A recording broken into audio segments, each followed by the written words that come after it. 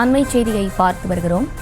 வினாத்தாள் கசிவை மத்திய அரசு தற்போது ஒத்துக்கொண்டிருக்கிறது. அண்மை செய்தியாக பார்த்து வருகிறோம்.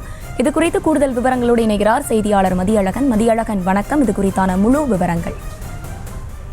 நடந்து முடிந்த இளநிலை மருத்துவ படிப்பு நுழைவுத் தேர்வான நீட்டில் முறைகேடுகள் நடந்ததாகவும், எனவே அந்த தேர்வை ரத்து செய்ய கோரி உச்சநீதிமன்றத்தில் மனுக்கள் தாக்கல் செய்யப்பட்டிருந்தன. அந்த மனு மீதான விசாரணை உச்சநீதிமன்ற தலைமை நீதிபதி சந்திரசூட் தலைமையிலான அமர்வில் தற்பொழுது நடைபெற்று வருகிறது. இந்த வழக்கு தொடர்பான வாதத்தை பொறுத்தவரை மே 4ஆம் தேதி டெலிகிராம் மூலம் நீட் வினாத்தாள் மற்றும் அதனுடைய விடைகளுடனான வீடியோ வெளியிடப்பட்டிருக்கிறது. ஒட்டுமொத்தமாக இந்த நீட் தேர்வையே முடிவுகளையே ரத்து செய்ய வேண்டும். ஏனென்றால் மே 5ஆம் தேதி தேர்வு நடைபெறுகிறது. ஜூன் 14ஆம் தேதி தேர்வு முடிவுகள் என வெளியிடப்படும் என முதலில் அறிவிக்கப்பட்டு, ஆனால் அதற்கு 10 நாட்களுக்கு முன்பாகவே ஜூன் 4ஆம் தேதியே தேர்வு முடிவுகள் வெளியிடப்பட்டதாக தெரிவிக்கப்பட்டது. கடந்த எந்த ஆண்டிலும் இல்லாத வகையில் இந்த ஆண்டு மொத்தம் 67 பேர் முழு மதிப்பெண்கள் பெற்றுள்ளதாகவும், இந்த எண்ணிக்கை மிகவும் அதிகம் என தெரிவிக்கப்பட்டது. அப்பொழுது தலைமை நீதிபதி தரப்பில் முழு மதிப்பெண்கள் பெற்றவர்களில் எத்தனை பேருக்கு கருணை மதிப்பெண்கள் வழங்கப்பட்டன, இதை தவிர கருணை மதிப்பெண்களால் பலனடைந்தவர்கள் எத்தனை பேர் என தலைமை நீதிபதி கேள்வி எழுப்பினார். மேலும் 1563 மாணவர்கள் கருணை மதிப்பெண்ணை பெற்று இருக்கிறார்கள். அவர்களில் எத்தனை பேர் தவறாக வினாத்தாள் கொடுக்கப்பட்ட தேர்வு மையங்களில் தேர்வு எழுதியவர்கள் எனவும் தலைமை நீதிபதி கேள்வி எழுப்பினார்.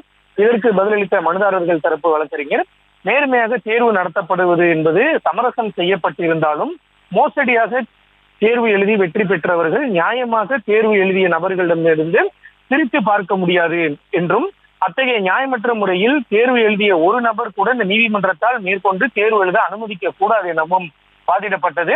இந்த விவகாரத்தில் தேசிய தேர்வுகள் முகமை பீகார் போலீசாரால் கண்டறியப்பட்டிருக்கிறது. 67 பேர் முழு மதிப்பெண்கள் பெற்றிருக்கிறார்கள். 6 பேர் ஒரே தேர்வு மையத்தை சேர்ந்தவர்கள் என்றும், இதனால் இந்த தேர்வு நியாயமாக நடைபெற்றிருப்பது என்பது சாத்தியமில்லாத ஒன்று என்றும் வாதிடப்பட்டது.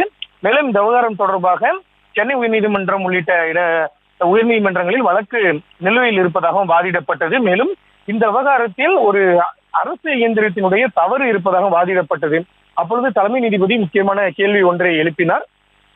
நீட் தேர்வு வினாத்தால் கசிந்ததை ஒப்புக்கொள்கிறீர்களா என தேசிய தேர்வுகள் முகமையிடம் தலைமை நீதிபதி கேள்வி எழுப்பினார். இதற்கு தேர்வு முகமை சார்பில் ஒரு இடத்தில் மட்டும் நீட் தேர்வு வினாத்தால் கசிந்ததாகவும், இது தொடர்பாக கைது நடவடிக்கை மேற்கொள்ளப்பட்டிருப்பதாகவும், இந்த கசிந்த நீட் கேள்வித்தாள் மூலம் பலனடைந்த மாணவர்களினுடைய மதிப்பெண்கள் நிறுத்தி வைக்கப்பட்டுள்ளதாகவும் தேசிய தேர்வுகள் முகமை சார்பில் வாதமானது முன்வைக்கப்பட்டது. தொடர்ச்சியாக இந்த வழக்கினுடைய வாதங்கள் நடைபெற்று வருகின்றன. ரத்து செய்ய கோரி மனுக்கள் தாக்கல் செய்யப்பட்டிருப்பது போல இந்த தேர்வை ரத்து செய்யக்கூடாது என்றும் மனுக்கள் தாக்கல் செய்யப்பட்டிருக்கின்றன. முதலில் இந்த ரத்து செய்யக்கூடிய மனுக்கள் மீதான வாதம் முடிந்த பிறகு ரத்து செய்வதற்கு எதிர்ப்பு தெரிவித்து தாக்கல் செய்யப்பட்ட மனுக்கள் மீதான வாதங்கள் நடைபெற இருக்கின்றன. விவரங்களை வழங்கியமைக்கு நன்றி மதியழகன். செய்திகளை உடனுக்குடனும் துல்லியமாகவும் தெரிந்து கொள்ள சப்ஸ்கிரைப் பண்ணுங்க.